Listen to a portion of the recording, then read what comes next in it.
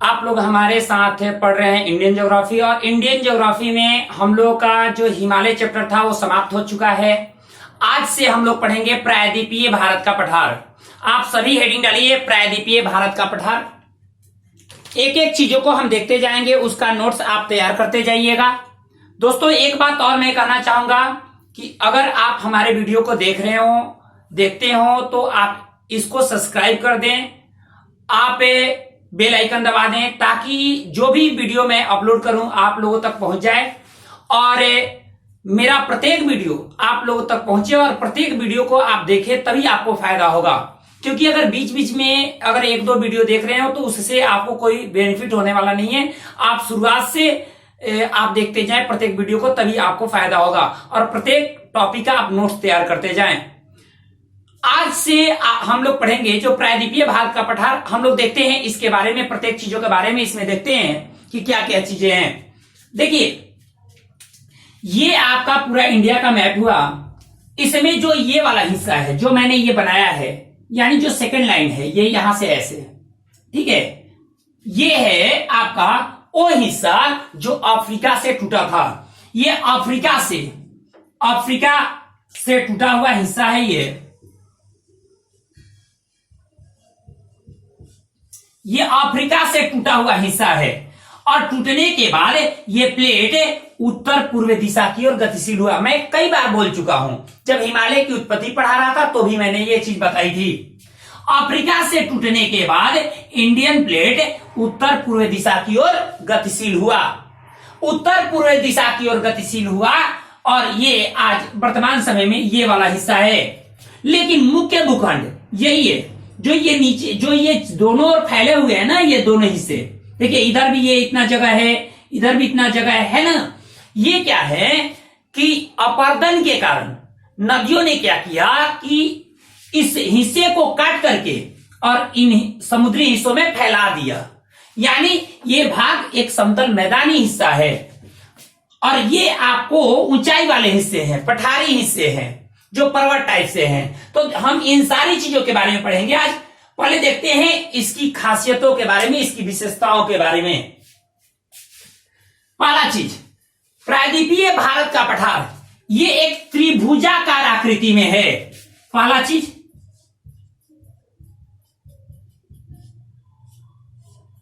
इसकी आकृति कैसी है? त्रिभुजाकार आकृति में है। प्रायद्वीपीय भारत का पठार त्रिभुजाकार आकृति में है। दूसरा चीज, क्षेत्रफल के दृष्टि से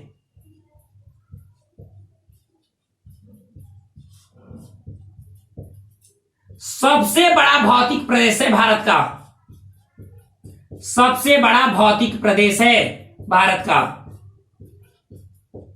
क्षेत्रफल की दृष्टि से सबसे बड़ा भौतिक प्रदेश है भारत का। इसका अगर हम क्षेत्रफल देखें तो क्षेत्रफल इसका अन्य जो भी भूखंड हैं उनमें सबसे अधिक है इसका क्षेत्रफल। एक बात और, हम प्रायद्वीपीय भारत का पठार देख रहे हैं तो प्रायद्वीप का मतलब कि ऐसा भूखंड जो तीन ओर से जल से घिरा हो। प्रायद्वीपीय भारत का पठार देख रहे हैं तो प्रायद्वीप का मतलब है, प्रायद्वीप का मतलब है कि वैसा भूखंड जो तीन ओर से जल से घिरा हो। जैसे देखिए ये वाला हिस्सा, ये वाला हिस्सा और ये, यानी दक्षिण, पश्चिम और पूरब, ये तीन ओर से क्या है? ये जल से घिरा है। और पठार का तात्पर्य है कि ये बहुत ज्यादा ऊंचाई वाला हिस्सा नहीं है कि जिसको पर्वत श्रेणी के रूप में देखेंगे। ये एक सामान्य ऊंचाई वाला है, लगभग ये 800 मीटर इसकी औसत ऊंचाई है। प्रायद्वीपीय भारत के पठार की औसत ऊंचाई लगभग 800 मीटर है। तो ये पहाड़ के रूप में, ये पर्वत के रूप में नहीं है।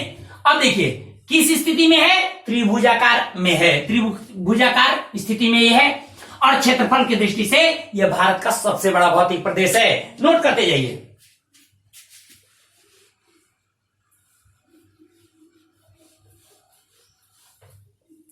अब देखिए इसमें प्रत्येक चीजों को अगर हम देखें तो जो ये हिस्सा है, ये वाला आपका हिस्सा हुआ उत्तर पश्चिम हिस्सा।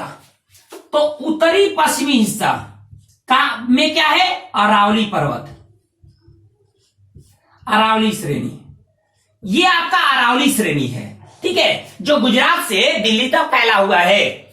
उत्तरी पश्चिमी हिस्से में क्या है, अरावली श्रेणी, और उत्तरी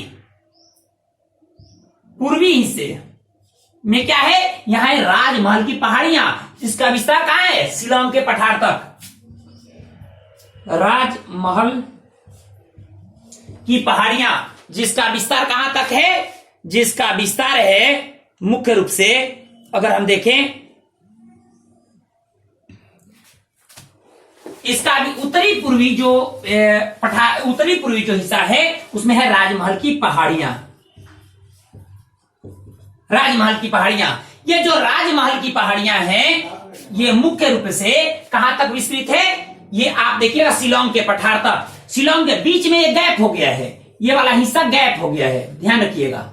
यानी राजमहल पहाड़ियां का विस्तार कहां तक है, शिलांग के पठार तक।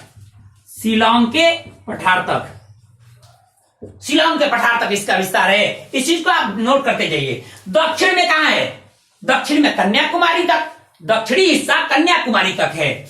उत्तर पश्चिम में अरावली श्रेणी, उत्तर पूर्वी में क्या है, राजमहल की पहाड़ियां, विस्तार कहां तक, शिलांग के पठार तक, और दक्षिण में कन्याकुमारी तक प्रायद्वीपीय भारत के पठार का विस्तार है। अब देखिए,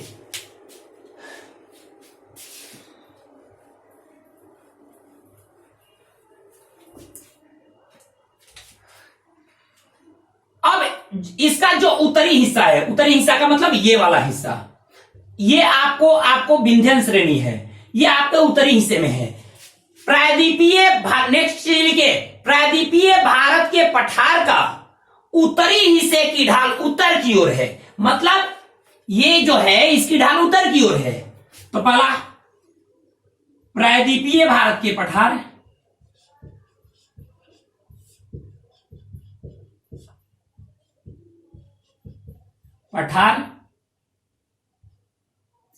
के उत्तरी हिस्से की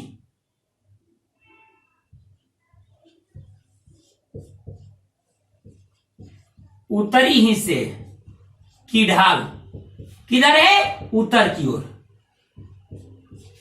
इसीलिए इन जो क्षेत्रों से जो भी नदियां निकलती हैं वो उत्तर की ओर प्रवाहित होकर, जैसे सोन, चंबल, केन, बेतवा, सीन, ये जो भी नदियां हैं यहां, टोंस, ये सब कहां चले जाते हैं, ये गंगा में चली जाती है, मिल जाती हैं। तो यानी प्रायद्वीपीय भारत के पठार के उत्तरी हिस्से की ढाल उत्तर की ओर है, और जो दक्षिणी हिस्सा है उसकी ढाल पूरब की ओर है। दक्षिणी जो हिस्सा है उसकी ढाल, दक्षिणी हिस्से की ढाल कहां है, पूर्व की ओर है। इसीलिए बहुत सारी नदियां जो यहां से निकलती है, महाबलेश्वर से, ब्रह्मगिरी से, त्रयंबक से, नासिक के जो भी नदियां निकलती हैं कहां जाती हैं, गिरती है पूरब बंगाल की खाड़ी में गिरती है। चाहे गोदावरी हो, कृष्णा हो, कावेरी हो, ये सभी नदियां या महानदी, ये सब कहां जाती है, ये पूरब की ओर प्रवाहित होते हुए बंगाल की खाड़ी में गिरती है। तो जो दक्षिणी हिस्सा है उसकी ढाल किधर है, पूर्व की ओर है। ये ध्यान रखिएगा, ध्यान सुन लीजिए। प्रायद्वीपीय पठार के उत्तरी हिस्से की ढाल उत्तर की ओर और दक्षिणी हिस्से की ढाल पूरब की ओर है। इसको आप नोट कीजिए। अगला चीज,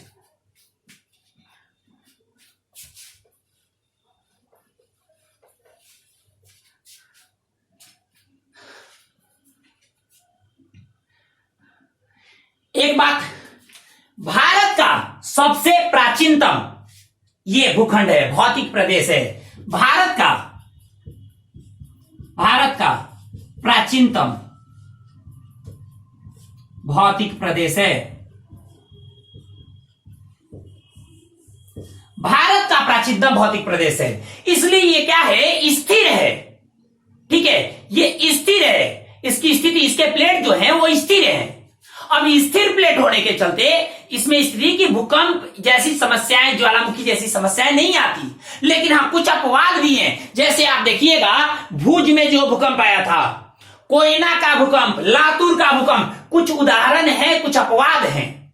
भूज, कोयना, लातूर, ये सब जो भी है ये अपवाद है जो भूकंप आए थे। नहीं तो ऐसे देखें तो ये वाला हिस्सा क्या है, ये स्थिर है, जबकि भूकंप ये हिमालय के इन क्षेत्रों में आते रहते हैं। हिमालय के ये जो क्षेत्र हैं ये अस्थिर क्षेत्र हैं जो भूकंप आते रहते हैं। ये वाला जो क्षेत्र है ये प्राचीनतम भूखंड है और यह स्थिर प्लेट है, इसमें भूकंप नहीं आते, लेकिन कुछ इसका अपवाद भी है, जैसे भूज का भूकंप, कोयना का भूकंप, लातूर का भूकंप, ये ध्यान रखिएगा।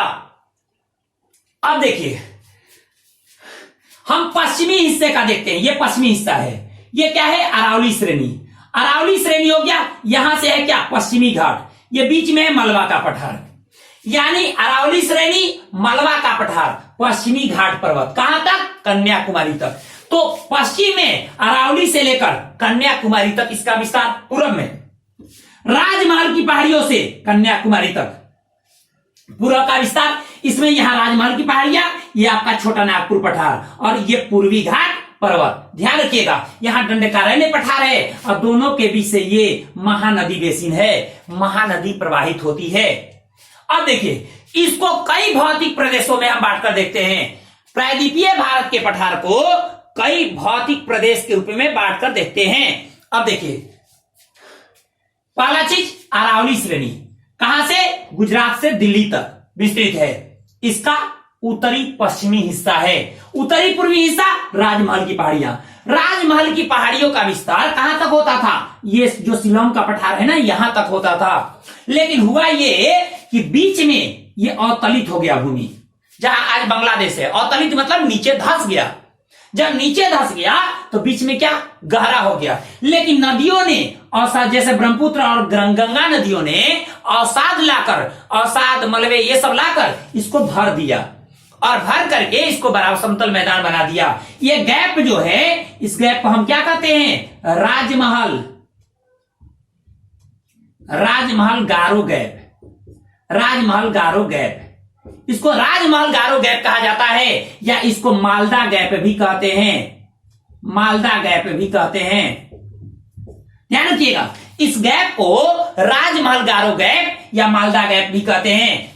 अर्थात यहां जो शिलोंग का पठार है वो प्रायद्वीपीय भारत के पठार का ही हिस्सा है, जो कहां तक है, मेघालय तक है। अब अगर कहें तो राजमहल के पहाड़ियों का विस्तार है, तो क्योंकि यहां की जो चट्टाने हैं ना, प्रायद्वीपीय भारत के चट्टानों से मेल खाते हैं, उसकी जो प्रकृति है वो प्रायद्वीपीय भारत के पठारों से मेल खाती है। अब देखिए यहां 3 पहाड़ियां हैं, पहला है यहां गारो, तब है यहां खासी, और ये तीसरा है जो पूर्व में है वो जयंतिया। ये तीनों जनजातियां भी है मेघालय की। तो ध्यान रखिएगा गारो सबसे पश्चिमी हिस्सा है और यहां राजमहल है, इसीलिए इसको राजमहल गारो गैप कहते हैं, बीच के हिस्से को। अब देखिए ये आपका उत्तरी पश्चिमी हो गया, ये उत्तरी पूर्वी हो गया। उत्तरी पश्चिमी में ये अरावली के नीचे क्या है, मालवा का पठार, अरावली के ठीक दक्षिण में मालवा का पठार है। मालवा के पठार और मालवा के पठार के ठीक नीचे में एक हिस्सा है जिसको हम बोलते हैं क्या, इसको कहते हैं विंध्यन श्रेणी, विंध्य पर्वत श्रेणी। विंध्य पर्वत श्रेणी और सतपुड़ा के बीच में नर्मदा नदी प्रवाहित होती है, नर्मदा भ्रंश घाटी है। यह है विंध्यन और यह है आपका सतपुड़ा श्रेणी। दोनों के बीच से जो भ्रंश मतलब दरारी जो घाटियां हैं, इन दोनों पर्वतों के बीच जो दरारी घाटियां हैं उसको भ्रंश घाटी भी कहते हैं। वहां से नर्मदा नदी प्रवाहित होती है, यानी नर्मदा नदी भ्रंश घाटियों से प्रवाहित होती है। और यहां पर सतपुड़ा के ठीक नीचे से तापी नदी का प्रवाह होता है। नर्मदा और तापी ये भ्रंश घाटियों से प्रवाहित होने वाली नदी है। यही कारण है कि ये दोनों नदियां प्रायद्वीपीय भारत के पठार के ढाल के विपरीत दिशा में गति करती हैं। क्योंकि आपको पता है, मैंने क्या बताया कि ये प्रायद्वीपीय भारत के पठार की ढाल किधर है, पूरब की ओर है। लेकिन ये देखिए तो दोनों नदियां कहां प्रवाहित हो रही है, पश्चिम की ओर प्रवाहित हो रही है और प्रवाहित होकर खंबात की खाड़ी में अपना मुहाना बना रही है। यानी नर्मदा और तापी दो नदियां, ये दोनों नदियां भ्रंश घाटियों से प्रवाहित होने के चलते प्रायद्वीपीय पठार के ढाल के विपरीत दिशा में गति करते हुए पश्चिम की ओर प्रवाहित होते हुए खंबात की खाड़ी में अपना मुहाना बनाती है, नर्मदा और तापी। नर्मदा, विंध्य पर्वत श्रेणी और सतपुड़ा के बीच से जाती है और सतपुड़ा के नीचे से आपको तापी नदी प्रवाहित होती है। अब देखिए इसके नीचे में यहां महाराष्ट्र का पठार है, यहां पर हम लोग देखेंगे महाराष्ट्र का पठार है, यहां तेलंगाना का पठार है, यहां कर्नाटक का पठार है, नीचे में तमिलनाडु का पठार है। यानी हम कई सारे भौतिक प्रदेशों में बांटेंगे। देखिए यहां पर क्या है, ये छोटा नागपुर पठार सबसे समृद्ध क्षेत्र है, खनिजों के दृष्टिकोण से सबसे समृद्ध है, भारत का ऋण क्षेत्र है ये। दंडकारण्य पठार, इसी में बस्तर का पठार भी शामिल है, छत्तीसगढ़ का। यहां तेलंगाना पठार और यहां महाराष्ट्र पठार है। यह है कर्नाटक का पठार और यहां है आपका तमिलनाडु का पठार। देखिए ये पश्चिमी घाट पर्वत है और ये पूर्वी घाट पर्वत है। अब देख रहे होंगे पश्चिमी घाट पर्वत लगातार है, लेकिन ये पूर्वी घाट पर्वत टूटा फूटा है। क्यों? क्योंकि बड़ी बड़ी नदियों ने क्या किया है कि पश्चिमी घाट पर्वत को जगह जगह अपरदित करके तोड़ दिया है। उसको समझ में आ रही है? इसीलिए जगह जगह क्या है, ये छिन्न भिन्न अवस्था में है। पूर्वी घाट और पश्चिमी घाट पर्वत आकर नीलगिरी के पास अपना गांठ बनाते हैं। यानी नीलगिरी पर्वत पूर्वी, देखिए नीलगिरी है, नीलगिरी पर्वत पश्चिमी घाट और पूर्वी घाट को आपस में जोड़ता है। नीलगिरी पर्वत पूर्वी घाट और पश्चिमी घाट को आपस में जोड़ता है। यानी पूर्वी घाट और पश्चिमी घाट का ये गांठ है। कौन? नीलगिरी पर्वत। भारत का सबसे दक्षिणतम पहाड़ी कार्डामम पहाड़ी है। कार्डामम पहाड़ी, जिसको हम इलायची पहाड़ी भी कहते हैं। भारत की सबसे दक्षिणतम पहाड़ी कार्डामम पहाड़ी है, जिसे हम इलायची पहाड़ी भी कहते हैं। अब देखिए इसकी स्थिति क्या है, इसकी स्थिति ध्यान दीजिएगा, इसकी स्थिति क्या है। 1 मिनट।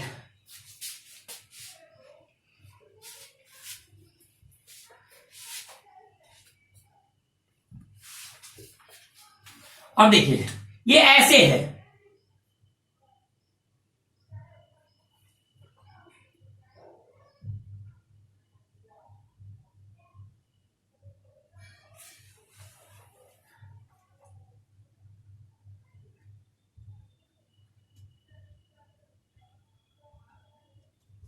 ये आपका समुद्री क्षेत्र हो गया दोनों तरफ से। अब देखिए ये आपको तटीय मैदान हो गया, पश्चिमी हिस्सा हो गया, ये पूर्वी हिस्सा हो गया। अब ये देखिए तो तीव्र ढाल है। यानी अगर यहां से अगर कोई बंदा अगर यहां जाए तो ये बहुत ऊंचाई का सामना चढ़ना पड़ेगा। लेकिन अगर यहां से अगर इधर जाना हो, भारत के अन्य हिस्सों में जाना हो, तो इसको ऊंचाई नहीं चढ़ना है। चाहे यहां से अगर यहां जाना हो तो ऊंचाई नहीं चढ़ना है। लेकिन यहां से जब जाए तो मुंबई यहां पे है, जब यहां से अगर हम जाते हैं भारत के अन्य हिस्सों में तो क्या ऊंचाई चढ़ते हैं, ऊंचाई चढ़कर। तो इसीलिए जगह जगह क्या है, दर्रे हैं, जिसके माध्यम से सड़क मार्ग या रेल मार्ग इससे गुजरती है। ये वाला हिस्सा पश्चिमी घाट ज्यादा ऊंचाई वाला है, पूर्वी घाट अपेक्षाकृत कम ऊंचाई वाला है। ध्यान रखिएगा, पूर्वी घाट कम ऊंचाई वाला है, जबकि पश्चिमी घाट अधिक ऊंचाई वाला और तीव्र ढाल वाला क्षेत्र है। इस चीज को ध्यान रखिएगा। अब बोले ना कि ये जो हिस्सा है वो मैदानी हिस्सा है दोनों तरफ। जैसे इसी मैदानी हिस्सों में मुंबई, इसी मैदानी हिस्सों में यहाँ चेन्नई, विशाखापट्टनम, ये सभी जो शहर हैं इन मैदानी हिस्सों में, तटीय मैदानी हिस्सों में शामिल हैं, मौजूद हैं। ये ध्यान रखिएगा। अब प्रत्येक चीजों को एक एक करके देखेंगे। आज के इस वीडियो में आज मैंने इस चीज का मैंने पृष्ठभूमि बताया। आज के इस वीडियो में हम लोग इतना ही रखेंगे। मिलते हैं अगले वीडियो में अगले टॉपिक के साथ। धन्यवाद।